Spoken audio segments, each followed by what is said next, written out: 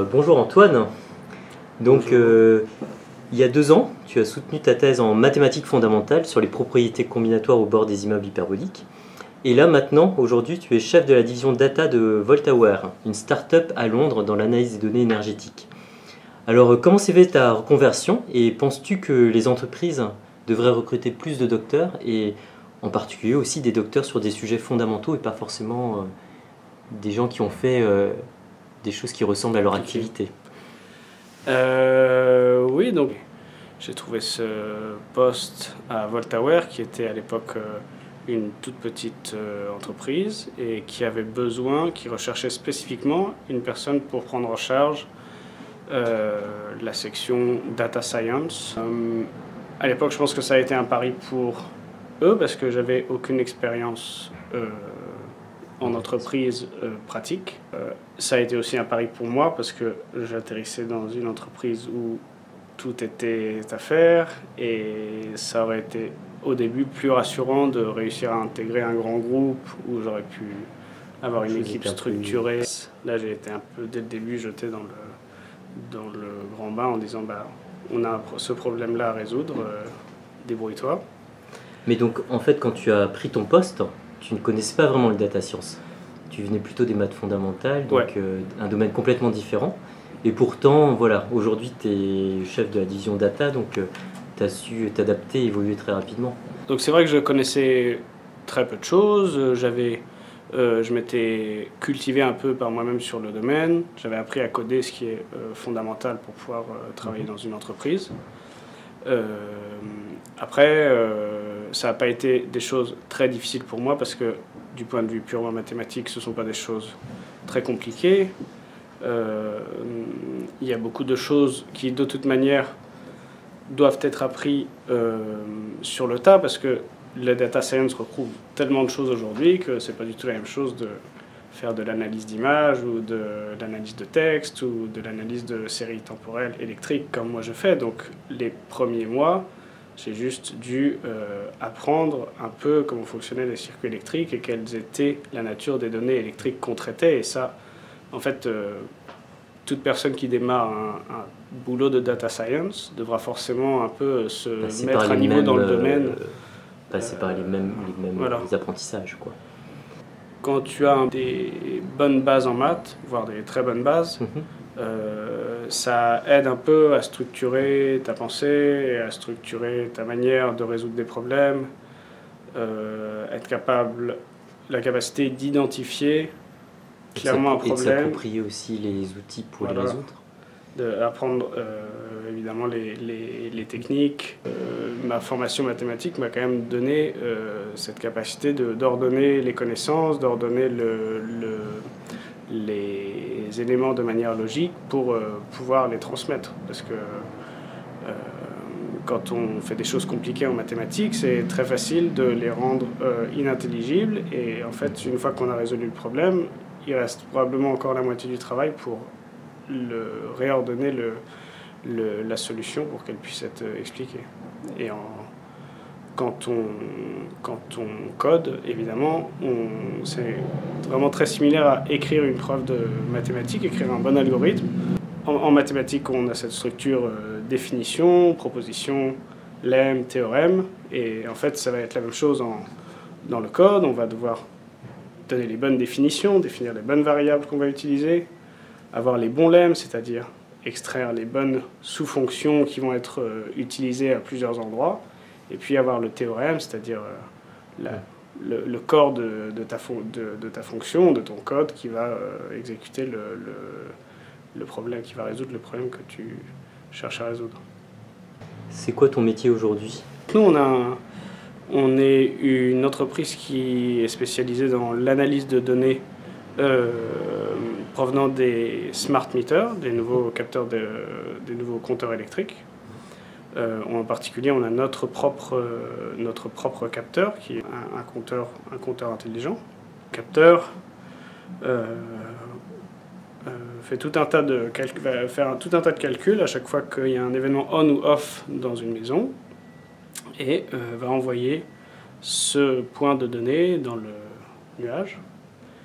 Et donc moi, ma responsabilité, c'est de de construire des modèles mathématiques, des algorithmes qui vont utiliser ces données pour fournir un produit à nos clients. Qu'est-ce que ça va être un produit pour eux? Ça va être des recommandations, comment optimiser sa consommation énergétique, ça va être des alertes en cas de défaillance d'un appareil ou en cas de danger sur le circuit électrique. Et ça va être de manière générale de inciter les gens à surveiller ce qu'ils font avec leur consommation électrique, évidemment pour les inciter à réduire leur consommation. Le travail de chef data scientist, là, donc tu as une équipe, qu'est-ce qu'ils font exactement, comment vous travaillez ensemble? Donc en fait on a une équipe qui est assez grande maintenant, on a 6 personnes qui sont soit des data scientists, soit des développeurs, des machine learning engineers, et puis on a même des infrastructures développeurs pour nous aider à s'occuper des bases de données, etc. Donc mon travail, c'est de coordonner toute cette équipe, donc à la fois d'être le moteur qui va guider la recherche des data scientists vers les nouveaux algorithmes qui vont améliorer les produits, et à la fois... C'est toi qui donnes les directions de développement. On travaille sur le modèle agile. Ça veut dire qu'on a toutes les semaines, on a une liste de tâches, une liste d'objectifs qu'on se fixe et qu'on va essayer d'atteindre. Et donc tout à l'heure, je suis rentré dans votre bureau, là j'ai vu qu'il y avait des équations de maths au tableau. Donc quelle est la part de maths qu'il y a dans ton travail, et est-ce que voilà, c'est quelque chose d'important ou finalement c'est quelque chose dont on pourrait se passer? On pourrait avoir l'impression qu'on pourrait s'en passer parce que on fait beaucoup de choses assez élémentaires, mais comprendre les maths qu'il y a derrière, ça quand même permet à chacun d'améliorer sa compréhension du problème. Et donc en particulier, ce que tu as vu, c'est le tableau de notre Data Science Seminar.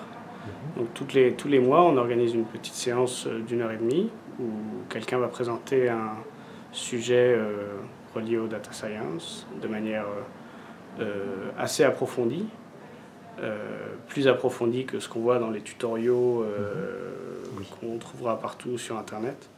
Donc essayer de montrer les idées d'une preuve, montrer les idées fondamentales derrière un algorithme, ce genre de choses. Et ça, c'est des méthodes quand même que tu as importées, enfin, depuis ton expérience universitaire finalement. Oui, voilà, parce que je savais que moi, c'était ce que j'aimais quand j'étais à l'université, suivre des séminaires, avoir le sentiment que j'appartiens à une équipe, qu'on peut partager les idées. Donc ici, on est concentré sur des problèmes concrets et entre guillemets au jour le jour. Comme je te dis, on a toutes ces semaines ces objectifs, mais c'est important pour l'épanouissement intellectuel de tout le monde d'avoir cet événement qui permet aux gens d'échanger leurs idées, de se cultiver sur un sujet. D'accord. Donc, pour terminer, est-ce que tu peux nous parler un petit peu de ton parcours et des choix que tu as faits? Oui, bien sûr. Donc moi, je suis ici depuis 2 ans. J'ai beaucoup grandi ici parce que j'ai du mal à réaliser qu'il y a 2 ans, j'étais nouveau dans la profession et maintenant je suis responsable d'une petite équipe, donc ça va très vite. Avant ça, j'ai participé à un bootcamp qui est de data science ici à Londres, au cours duquel j'ai fait un stage de 2 mois. J'ai suivi plusieurs formations. C'était facile, bien sûr, mais il faut le faire. Parce que quand on a les codes de l'université, on n'a pas forcément les codes de l'entreprise. Et ils sont faciles à assimiler, mais il faut s'y confronter. Et avant ça, j'étais en postdoc. Je ne regrette pas du tout ce parcours parce que voilà, ça a été une expérience très enrichissante et très agréable de faire ma thèse, et de faire mon postdoc après. J'ai rencontré beaucoup de gens très intéressants, partout où je suis allé, un peu partout dans le monde pour parler de maths. Donc ça, c'était vraiment super. Quand j'ai voulu vraiment me poser et que je me suis posé la question sérieusement, je me suis rendu compte que il n'y avait pas que la voie de la recherche académique et la voie de l'enseignement, il y avait la voie de l'entreprise. Et en voyant des exemples de gens qui étaient thésards en même temps que moi et qui s'étaient reconvertis dans le privé et qui réussissaient très bien, ça a mis la puce à l'oreille. Quand on intègre l'éducation nationale ou qu'on a un poste en université, c'est très rigide, c'est très difficile de bouger d'un endroit à l'autre. Et c'est très difficile de pouvoir faire différentes choses. Alors que là, maintenant, la chance qu'on a en tant que mathématicien, c'est qu'il y a cette industrie des data science qui recouvre vraiment beaucoup de domaines partout dans le monde. Et on peut, voilà, ça apporte quand même une dose de liberté que je n'aurais pas eu dans l'enseignement ou dans la recherche académique. Eh ben, merci beaucoup Antoine. Merci d'être venu jusqu'à Londres pour discuter avec moi. C'était très sympa.